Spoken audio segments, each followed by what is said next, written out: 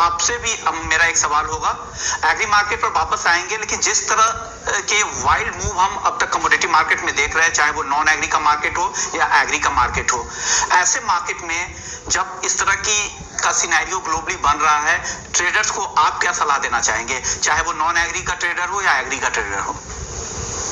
देखिए विश्व मोहन जी, इस युद्ध में एक बात हमें समझ लेनी चाहिए कि भारत खपत की मंडी है और भारत विदेशी लोगों के लिए खपत का बड़ा बाजार है। यहाँ की जनसंख्या हमारी सबसे बड़ी ताकत है।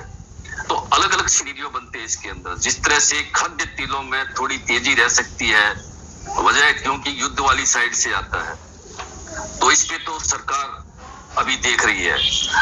अभी जो रशिया और यूक्रेन का वार चल रहा है, उसके अंदर क्रूड के दाम बहुत बड़े हैं, गोल्ड भी बढ़ा है, सिल्वर भी बढ़ा है। तो युद्ध को देखते हुए इसके अंदर ट्रेड करना मुझे ठीक नहीं लगा। आप देखिए, क्रूड है वो 9996 रुपए जाके 8000 के आसपास आ गया। न तो युद्ध में कोई घटोतरी हुई, न युद्ध में कोई बढ़ोतरी हुई। तो इसके फंडामेंटल चेंज होते रहे हैं। अब जैसे जैसे क्रूड के दाम बढ़े रहेंगे तो निश्चित रूप से अमेरिका को अपना उत्पादन करना पड़ेगा, तेल के कुएं नए बनाने होंगे, तो उसके अंदर गम की खपत देखी जा सकती है कि गम की खपत आ सकती है।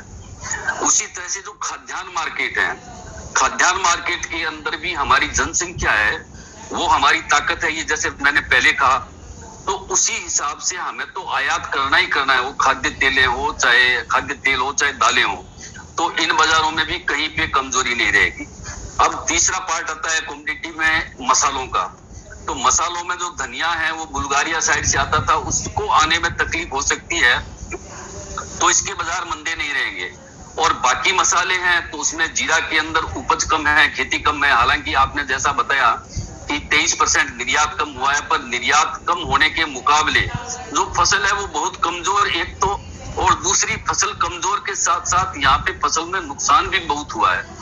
तो आप ये मान के चलिए कि पिछले साल के मुकाबले 50% फसल जीरा की कम आएगी, तो इसलिए उसके अंदर भी मंदी नहीं देखी जा सकती। और बाकी मसालों में भी गाहे बगाहे डिमांड रहेगी।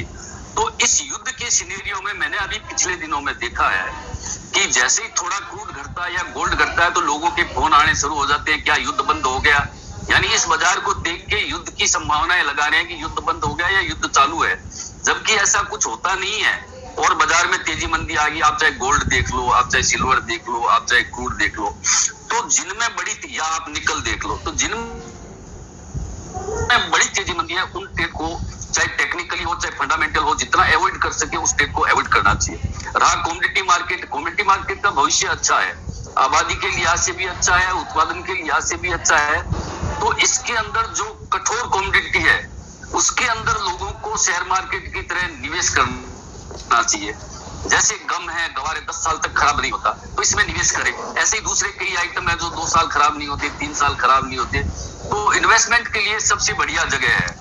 पर युद्ध की स्थितियों को देख के इसके अंदर तेजी मंदी बनाना और तेजी मंदी की बात करना या खोल देना, ये तो कहीं भी न्यायोचित नहीं है। जैसा विश्व मोहन जी, आपने इस बाजार को अभी देखा है, आप बाजार को समझते भी हैं काफी लंबे समय से, तो आपने देखा होगा कि जो क्रूड की तेजी मंदी, ये गोल्ड की तेजी मंदी, इनका कोई लिंक नहीं है विश्व मोहन जी।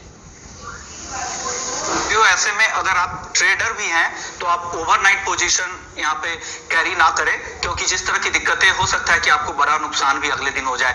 और चलिए अब बात कर लेते हैं कच्चे तेल की। खाने के तेल की बात कर रहे थे पुखराज जी, यहाँ पर सप्लाई काफी कम हो रही, क्योंकि ब्लैक सी रीजन से 60% के आसपास सनफ्लावर ऑयल का यहाँ एक्सपोर्ट इंपोर्ट किया जाता है, और यूक्रेन का उसमें बड़ा हिस्सा है।